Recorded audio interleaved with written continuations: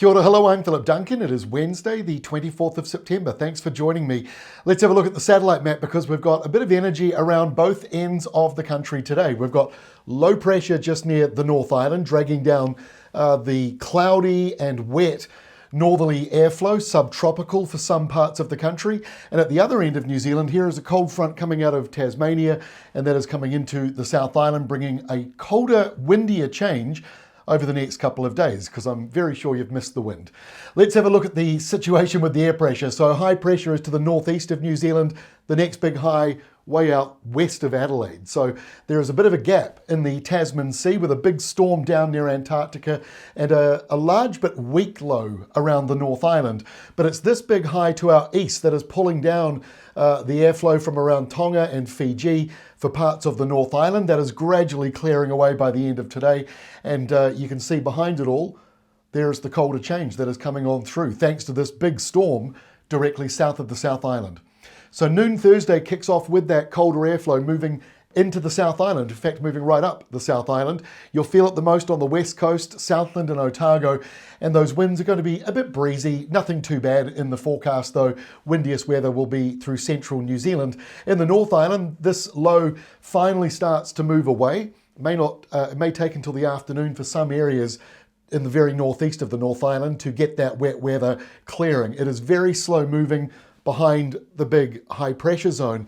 And so this, once the high clears away, this allows the lower pressure south of New Zealand and Australia to balloon up. And because there's high pressure over Australia, low pressure down here, it's windy westerlies that are coming back again. So we've got some frosty weather around. Because of the winds, it's not going to be as widespread or as heavy. So a lot of these frosts are going to be fairly light in the farming areas, growing areas, but these areas in purple show the risk of frosts around Friday and Saturday morning, sheltered areas, and also keep in mind some of that will be below zero high up in the mountains where it's a bit windy. So not necessarily major frosts, but just pointing out we do have some lower temperatures coming through despite the fact that we've got a breeze around. So here on Friday, windy westerlies pushing through the country. Cold air, polar air, sticks over the South Island, and there will be some calmer areas, and it's those calm spots in the valleys away from the wind where those frosty conditions are more likely in the mornings. Otherwise, there is a wind blowing through, so I don't really imagine too much in the way of serious frosts. So the winds are going to be blowing through. It is at the very low end of the scale, but it is getting up to that blustery point right along the eastern side of the North Island and the very northeastern corner of the South Island. Those winds just getting up to about 100 kilometres an hour in some of those gusts, maybe a little bit stronger here and there, but for most of the main centres, not too much of a problem. On Saturday, high pressure moves closer to the top of the country. It's not over us, but that is a high right there to the north of New Zealand. Between the high there and the big lows south of us, especially this one around Tasmania, but there's also another weak area of low pressure around the southern part of New Zealand. That is making this windy westerly squash zone. Northern areas, subtropical and Queensland airflow coming in with that nor'wester. The further down the country you go, the more it's coming from southern parts of Australia. So the temperature will drop the further south you go. Warmest weather will be around the eastern and northern parts of the North Island on Saturday, with showers coming off the Tasman Sea. One or two of those could be heavy, with the heaviest wet weather along the west coast. But that polar airflow drops further southwards. So Saturday, the temperatures, and again here on Sunday, may not be quite as cold as they are around Thursday and Friday, especially noticeable for the South Island.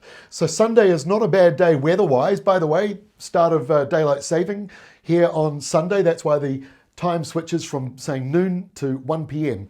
That's the sign of the clocks, which of course are springing forward 1 hour this weekend, which means our Sunday, bit of a rip-off, it's only 23 hours long. So that's a bit unfair. But anyway, you've got the westerly winds or northwesterly winds, not overly cold, not as windy as it's been, although you'll notice those westerlies picking up around the lower part of the South Island, again, thanks to low pressure nearby and high pressure to the top of the country. So that means we've got windy weather coming back as we go through Sunday, as that westerly I showed you sort of moves further up the island during the day.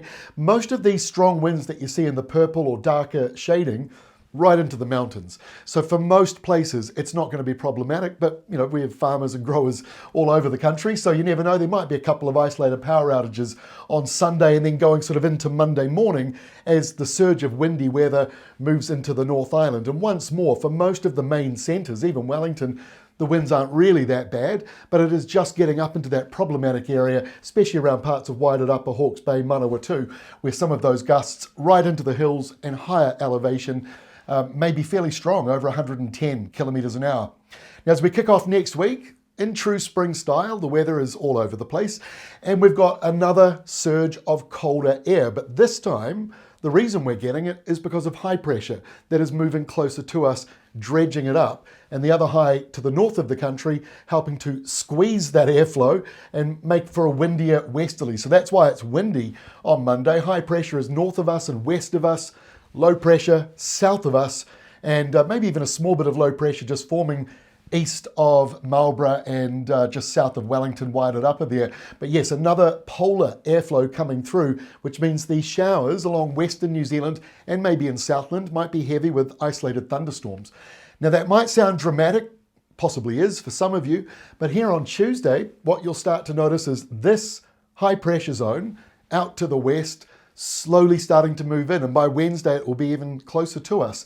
So we are going to see those winds relax to some degree, certainly around the North Island that will happen, but the polar line goes right up into the North Island. So that means colder mornings, colder winds, which are problematic for newborn lambs and newborn livestock, but hopefully it's not too much of a problem, with plenty of dry weather around the North Island and mostly dry all along the eastern side. So really the west coast and Southland have the highest risks of wet weather as we go through Tuesday of next week. But hopefully we get a bit of a dry, calm spell in the middle of next week. We are seeing in some of the long range maps still plenty of windy westerlies, but perhaps in October a few more days that aren't quite so bad. So September saw a lot of cold, windy days. I hope September starts to see a bit more of a break in all of that. Before I go, here is the 7-day rainfall. So classic kind of stuff when it's westerly driven. Most of that heavy rain is over on the west coast there, a couple of 100 millimetres on the way. The flip side of that, the driest areas are in the east here, bottom of the scale, in the pink, purple and blue. So you're seeing that in parts of Otago, Canterbury, Marlborough, Wellington, Wairarapa, and then up around Hawke's Bay, maybe even Gisborne as well. Also the far north, not really seeing a lot of rain, neither is Northland, but you do start to get some heavier downpours. The rain you see in Eastern Bay of Plenty and out there around East Cape, that is due to the wet weather that you've got right now today. And then also around Southland, the rainfall totals getting up 50 or 60 millimetres there, which continues Southland's run of wet, cold weather.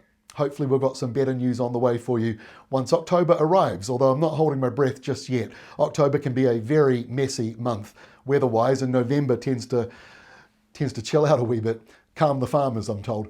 All right, that is all from me. Thanks for joining me. I'll be back again tomorrow with our next New Zealand update.